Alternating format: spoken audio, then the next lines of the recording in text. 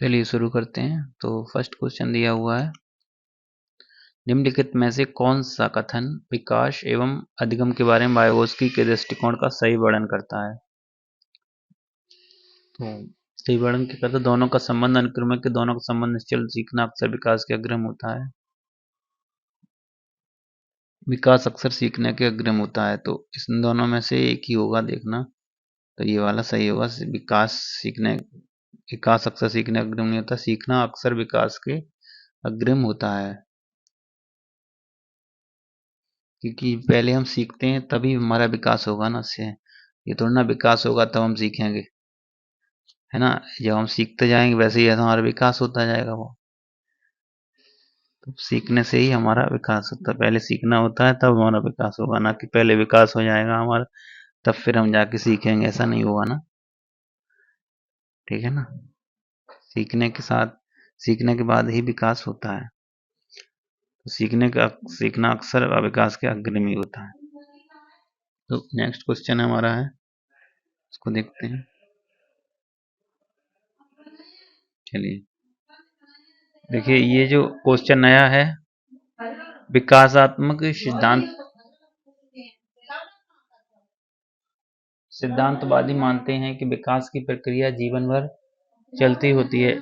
इस संदर्भ में किसकी भूमिका बेहद महत्वपूर्ण होती है। तो आनुवंशिकता, वातावरण एवं अनुभव, विशिष्ट प्रभाव, क्षेत्रीय बुद्धि, प्रतीकात्मक बुद्धि।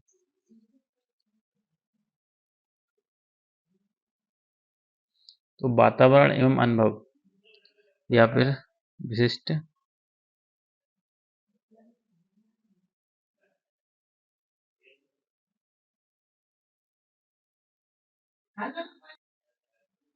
तो इसका राइट आंसर हो जाएगा वातावरण एवं अनुभव। चलिए नेक्स्ट क्वेश्चन है, विकासात्मक प्रक्रिया में अशांतत्य के क्या मायने हैं। अशांतत्य के क्या मायने हैं। विकास की प्रक्रिया के दौरान उभरने वाले नए तरीके के संसार को समझने में मदद करते हैं। विकासात्मक प्रक्रिया में नकारात्मक विच्छेद, विकास की प्रक्रिया में अधोमुखी गिरावट, विकास की प्रक्रिया में हस्तक्षेप। चलिए इसका हम राइट आंसर क्या होगा। तो विकास की जो प्रक्रिया के दौरान उभरने वाले नए तरीके संसार को समझने में मदद करते हैं, उसे ही अशांतत्य बोलते हैं। चलिए नेक्स्ट क्वेश्चन है, पालन पोषण की प्राधिकारिक शैली किस पर आधारित है। प्राधिकारिक शैली किस पर आधारित है। बच्चे के बारे में खुद निर्णय लेना, बच्चे के वक्त को न सुनना, बच्चे के विवेक को मांग करना, बच्चे से जब संभव हो तब बच्चे के साथ साझेदारी में निर्णय लेना।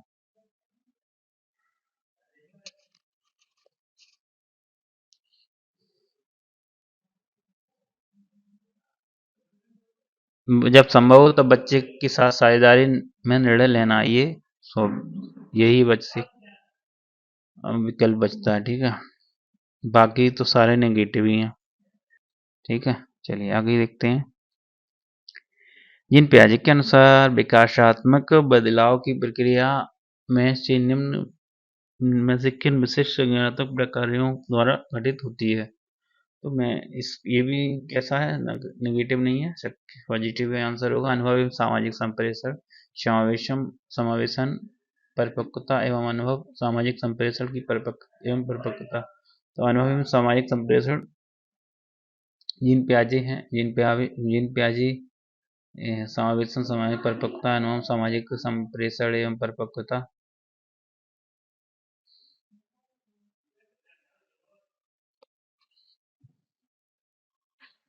समावेशन एवं समायोजन को ये वरीयता देते हैं। आपने जीन पियाजे को देखा होगा, समायोजन एवं समायोजन जीन पियाजे का यही वाला समायोजन इंग्लिश में भी दिया होगा, तो वहां पे दिया होगा एसिमिलेशन एंड एकोमोडेशन। ये वर्ड दिख जाए एसिमिलेशन और एकोमोडेशन तो समझ लीजिए ये जीन पियाजे का है।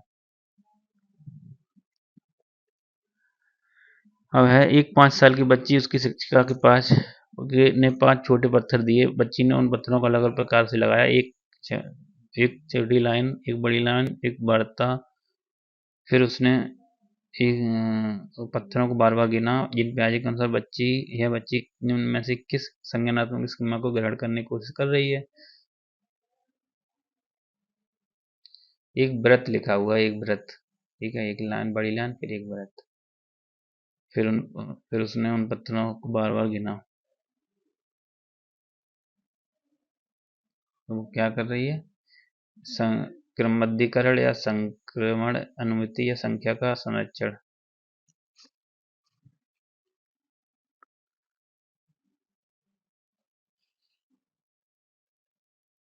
वह कर रही है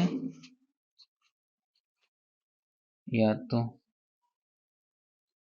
और इसमें कंफ्यूजन में डाल दिया क्योंकि सकारात्मक, इसमें तो एक ही है, वो हो सकता है या तो ये जो 5 साल की बच्ची है तो इसी केवल यही कर पाएगी, 5 साल की संख्या का संरक्षण कर पाएगी अभी, ठीक है, ज्यादा कुछ नहीं रहेगा इसके माइंड में आगे। लेब वागोस्की के अनुसार संज्ञानात्मक विकास के लिए निम्न में से किसकी मध्यस्थता आवश्यक है? सांस्कृतिक औजार, सांस्कृतिक ढंग, प्रकार, सांस्कृतिक सूचक, सांस्कृतिक व्युत्पन्न। ये लेब वागोस्की के बारे में तो सांस्कृतिक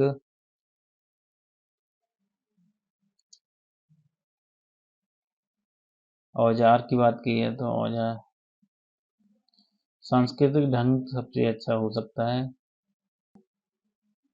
सांस्कृतिक औजार भी सही है, सांस्कृतिक औजार ही कहेंगे एक तरीके से, जो सांस्कृतिक वातावरण जो है वही एक ही बात, सांस्कृतिक वातावरण जो माहौल होगा सांस्कृतिक वो औजार ही होगा एक तरीके से ना। लेव वाइगोस्की के अनुसार समीपस्थ विकास का क्षेत्र किस प्रकार बढ़ावा दिया है? इसको किस प्रकार बढ़ावा दिया जा सकता है? सहयोगात्मक संवाद, अनुकरण द्वारा सीखना,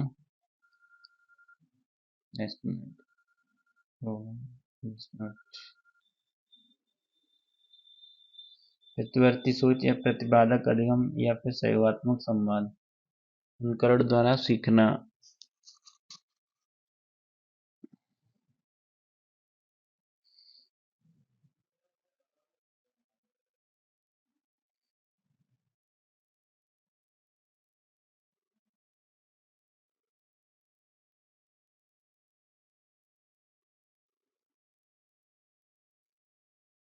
इसमें लेवा समीपस्थ विकास क्षेत्र में अनुकरण ही एक मात्र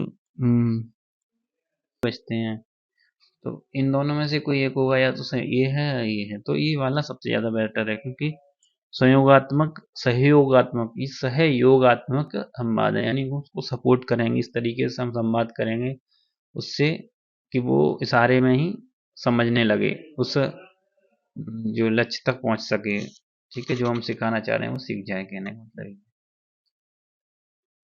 लॉरेंस कोहलबर्ग द्वारा सुझाई पश्च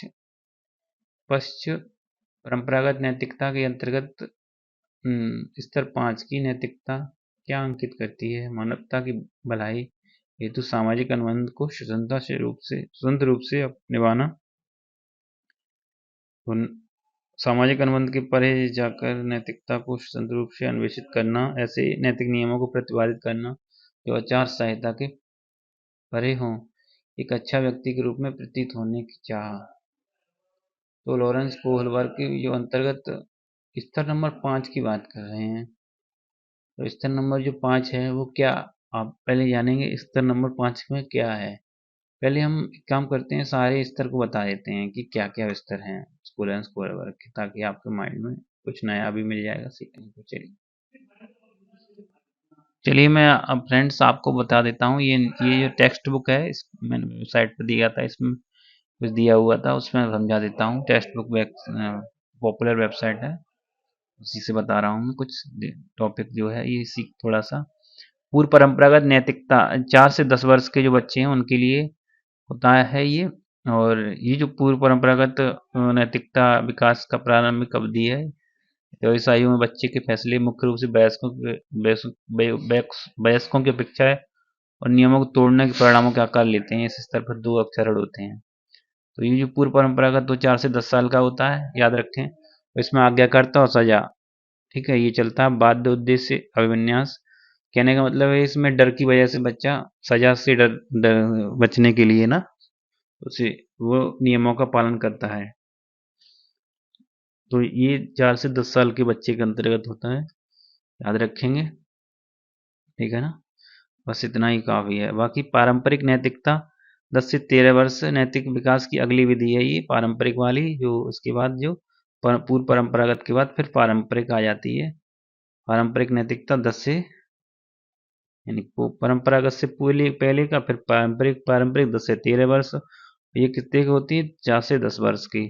फिर 10 से 13 वर्ष के बच्चे के अंतर्गत यही होता है। वो क्या करता है, इसके अंदर अच्छा लड़का लड़की वाला आ जाता है। अच्छा लड़का लड़की जो है वो क्या करते हैं, समाज में अच्छा बनने होने का, अच्छे बनने की कोशिश करते हैं समाज में बच्चे, ठीक है, ताकि वह समाज में उनका दिखाए ना, सामाजिक अपेक्षाओं और भूमिकाओं पर खरा उतरने पर केंद्रित है। समाज में उनको लोग अच्छा बोलें, ठीक है। तो समाज में वो समायोजन कैसे करते हैं, अच्छा बनने की कोशिश करते हैं समाज में ज़्यादा से ज़्यादा कि अच्छे बन के रहें, ताकि समाज में वो एडजस्ट कर सकें। यह चरण यह सामाजिक व्यवस्था बनाए रखना भी, यह चरण सुनिश्चित करने पर कि सामाजिक व्यवस्था बनी रहे, नियमों का पालन करके अपने कर्तव्य का पालन करते हुए अधिकार का सम्मान करके कानून और व्यवस्था बनाए रखने पर केंद्रित हो जाता किया जाता है। इस ठीक है, सामाजिक व्यवस्था ही बनाए रखना होता है। अच्छा लड़का लड़की दोनों एक ही में आएंगे। सामाजिक व्यवस्था बनाए रखना अगर ये आ जाए तो समझ लीजिए कि ये भी वही है, 10 से 13 वर्ष यानी पारंपरिक नैतिकता के अंतर्गत है। अच्छा लड़का लड़की और सामाजिक व्यवस्था बनाए रखना। चलिए उसके बाद उत्तर परंपरागत 13 से 16 वर्ष नैतिक विकास के स्तर पर क्या होता है, लोग नैतिकता के मूल सिद्धांत को समझ विकसित करते हैं। इस स्तर पर 2 चरण होते हैं, सामाजिक अनुबंध, व्यक्तिगत अधिकार, सार्वभौमिक सिद्धांत, ठीक है। तो ये उत्तर परंपरागत हो जाता है। इसके बाद नहीं है, चलिए ये इसके बाद चरण नंबर 5 हो जाता है।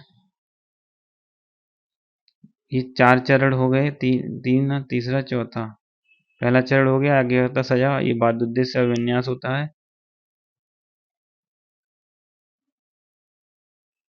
बाध्य उद्देश्य अभिन्यास में क्या होता है, नैतिक विकास के व्यक्तिगत और विनिमय चरण में बच्चे व्यक्तिगत दृष्टिकोण को दिखाते हैं, व्यक्तिगत जरूरतों को पूरा करने के आधार पर कार्यों का निर्णय करते हैं, काम, समझ रहे हैं ना। तो वो उसमें बाध्य उद्देश्य अभिन्यास में क्या होता है कि वो मतलब ही होता है बच्चा, ठीक है, मतलब के लिए कार्य करेगा। आप उसको फायदा होगा तो कुछ उद्देश्य लालच छिपा होगा कि मैं अगर इसका कार्य कर दूंगा तो मुझे कुछ लालच दे दिया जाता है बच्चे को ना, तो उस रूप में जैसे कि मैं तुमको टॉफी दूंगा तो बच्चा उस तरीके से तो वो आपका आज्ञा मानेगा ना, तो ऐसे करके होता है। ये बाध्य उद्देश्य अभिन्यास होता है। तो ये दूसरा चरण होता है। फिर अच्छा लड़की वाला तीसरा होता है। चौथा होता है सामाजिक व्यवस्था बनाए रखने के लिए वो क्या करता है, नियम कर्तव्य का पालन करता है, ठीक है। चौथा, पांचवा हो जाता है सामाजिक अनुबंध और व्यक्तिगत अधिकार हो जाता है। ये 13 से 16 वर्ष के बीच में होता है। इस स्तर पर लोगों का मानना और समाज को बनाए रखने के लिए कानून के नियम महत्वपूर्ण हैं, लेकिन समाज के सदस्यों को इन मानकों पर सहमत होना चाहिए। मतलब इसमें ये है सामाजिक अनुबंध और व्यक्तिगत अधिकार। सामाजिक अनुबंध पांचवा है और सार्वभौमिक सिद्धांत। सामाजिक अनुबंध का मतलब जो भी नियम हम बनाते हैं उन पे सामाजिक सहमति आवश्यक है, ठीक है।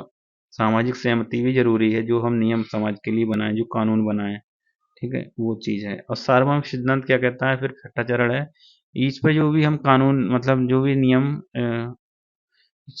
अमूर्त तर्क के आधार पर कोई हम नियम बनाते हैं अपने विचार से सोच के समझ के, अच्छा सा समाज के लिए अच्छा हो, तो उसको हम जो बनाते हैं तो इसमें क्या होता है, लोग निर्णय के अंतिम सिद्धांतों को पालन करते हैं भले ही वे कानून और नियमों को अवरोध करते हैं। तो इसमें क्या होता है कि ये जो अमूर्त तर्क के आधार पर जो हम सिद्धांत बनाते हैं, इसमें लोगों के निर्णय ही को हम ध्यान में रखते हुए बनाते हैं। लोग अगर सहमत हैं, निर्णय लोगों का जो हो जाता है ना, इसमें निर्णय जो लोग लेते हैं और जो जो भी होता है, मतलब आपस में जो डिस्कस करके जो निर्णय लेते हैं वो वही सर्वमान्य हो जाता है, ठीक है। इसमें कानून वगैरह से कोई, चाहे कानून को पालन करते हो चाहे नहीं करते हो, तो वो ऐसे नियम होते हैं, खुद से बनाते हैं लोग आपस में। तो इस तरीके से 6 चरण थे। ये ये इन्हीं में से आता है। अच्छा लड़का लड़की वाला तो काफी बार आया है। ये भी आया है सामाजिक व्यवस्था बनाए रखने के लिए, लालच में करता है कोई काम तो नहीं नहीं, ये लालच वाला नहीं है, सामाजिक व्यवस्था बनाए रखने के लिए कानून का पालन कर रहा है वो, नियमों का पालन कर रहा है, ठीक है, कर्तव्य का पालन कर रहा है, वो है। वो अच्छा लड़का लड़की के अंतर्गत वाला है ये सामाजिक व्यवस्था बनाए रखना। लेकिन ये किस स्तर पे? पारंपरिक नैतिकता 10 से 13 वर्ष के बीच में। ये उत्तर परंपरागत नैतिकता 13 से 16 वर्ष में आ जाता है, और 0 से 2 4 से 10 पूर्व परंपरागत। चलिए तो फिर नेक्स्ट क्वेश्चन की ओर हम बढ़ेंगे। फिर तो ये वाला जो आया है अंतर्गत स्तर 5 क्या अंकित करती है? स्तर 5 आपने देखा होगा, स्तर 5 क्या अंकित कर रहा है? स्तर 5 ही रहा। स्तर 5 क्या अंकित कर? सामाजिक अनुबंध और व्यक्तिगत अधिकार अंकित कर रहा है। तो सामाजिक अनुबंध के परे जाकर नैतिकता को स्वतंत्र रूप से अन्वेषित करना, तो इसमें सामाजिक अनुबंध है, परे जाकर नहीं। परे तो उसमें होगा फिर सार्वभौमिक सामाजिक अनुबंध, ऐसे नैतिक नियम प्रतिपादित करना जो आचार संहिता के परे हो। अच्छा, एक अच्छा व्यक्ति के रूप में मानवता भलाई और सामाजिक अनुबंधों को स्वतंत्र रूप से निभाना, यही सबसे ज्यादा उत्तम होगा इसका राइट आंसर। सामाजिक अनुबंध है इसमें 5वें में। सामाजिक अनुबंध की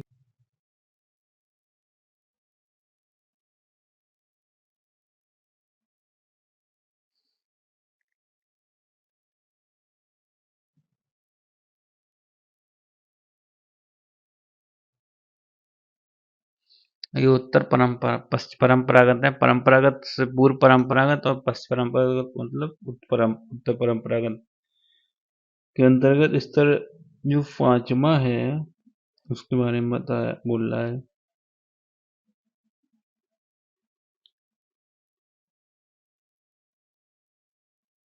जो आचार संहिता के परे हम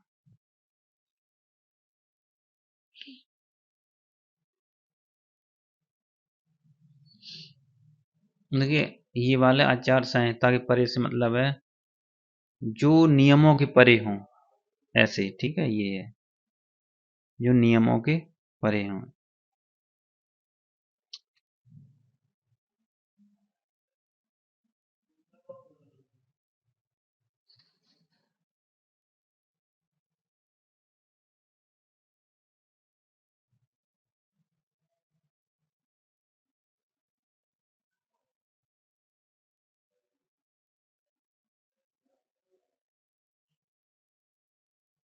एक प्रगतिशील शिक्षिका को अपनी कक्षा में किस प्रकार का रवैया अपनाना चाहिए?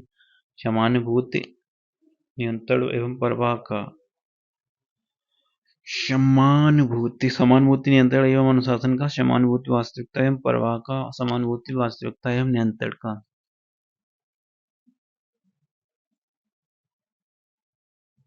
समानुभूति, अनुशासन।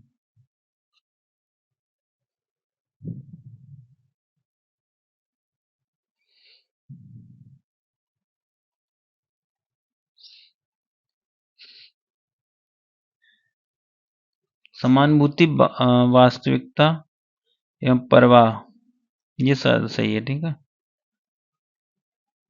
परवाह करना बच्चे की ना, वास्तविकता परवाह, इसलिए ये ज्यादा सही रहेगा। अगला है बच्चों की बुद्धिमत्ता का आकलन के लिए आईक्यू का इस्तेमाल की मुख्य सरोकार। अपतंक की अस्थिरता, परीक्षा में सांस्कृतिक पूर्वाग्रह, परीक्षा को उत्पादक केंद्रित होना, बच्चों को नामांकित करना।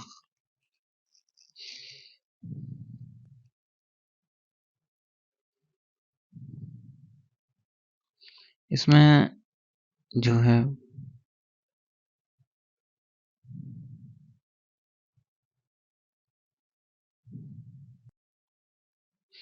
प्राप्तांक की अस्थिरता भी सही है, और परीक्षा में सांस्कृतिक पूर्वाग्रह ये भी, और परीक्षा को उत्पादक केंद्रित होना, बच्चों का नामांकित, ये इसी के लिए आईक्यू का इस्तेमाल किया जाता है।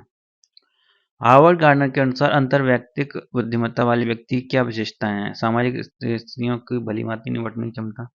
अंतर्वैयक्तिक होता है, एक अंतर्वैयक्तिक होता है दूसरों की भाषा के अर्थ लय को समझना।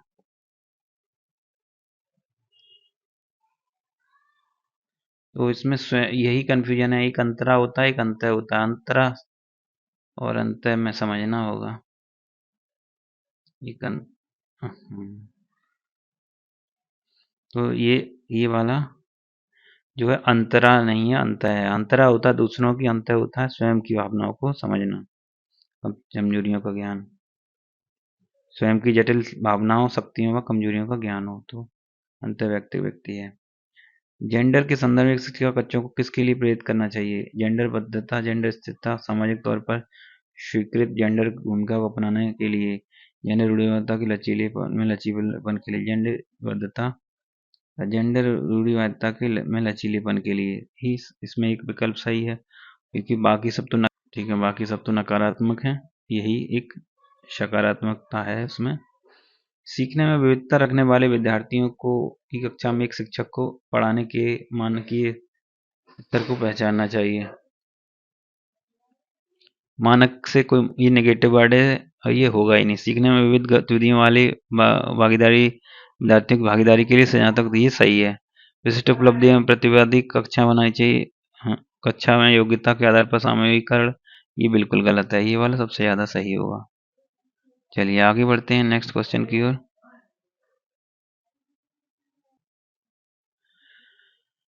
15 नंबर का क्वेश्चन है, निर्माणात्मक आकलन का प्रयोग मुख्यतः क्या होता है? शिक्षकों को तार्किक आधार पर परीक्षा पत्र तैयार करने के लिए नहीं। शिक्षकों को बेहतर योजना बनाने, विद्यार्थियों को सहयोगात्मक गैर मूल्यांकित तुष्ट देने के लिए किया जाता है। विद्यार्थियों को परीक्षा देने, बेहतर कौशल विकसित करने के लिए किया जाता है। अलग क्षमता वाले विद्यार्थियों को की उपयुक्त रूप से पहचान के लिए किया जाता है। यह वाला मेरे ख्याल से सबसे ज्यादा सही रहेगा। ठीक है, बाकी मैं कंफर्म कर लिया हूँ, यही सही है।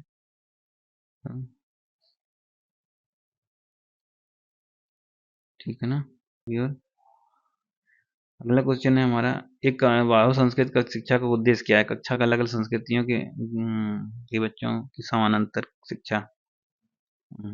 ये कक्षा में अलग अलग संस्कृतियों की के बच्चों की सम्यक शिक्षा, सामयिक शिक्षा, स्कूल का अवसर अवसर में अलग संस्कृति होना जाना, अलग संस्कृति बच्चों के स्कूल में अलग अलग खंड बनाना। सामयिक शिक्षा, सामयिक शिक्षा मतलब होता है समान रूप, तो यही वाला सही होगा, सामयिक शिक्षा। चलिए आगे बढ़ते हैं नेक्स्ट क्वेश्चन की। वंचित एवं पिछड़े वर्ग के विद्यार्थियों की शिक्षा में निम्न में से किस नकारात्मक प्रभाव पड़ता है? पूर्वाग्रह का, और स्थानीय ज्ञान की, स्थानीय संरचना की समझ के अभाव का, अवरोही पाठ्यचर्या का, स्थानीय संस्कृति एवं भाषा पाठ्यचर्या। नकारात्मक पूछा है तो पूर्वाग्रहों का पड़ेगा, और ज्ञान की स्थानीय संरचनाओं की समझ का अभाव का पड़ेगा अवरोही। ये अवरोही पाठ्य फर्स्ट सेकंड और थर्ड, ठीक है, यही वाला सही से ज्यादा सही है।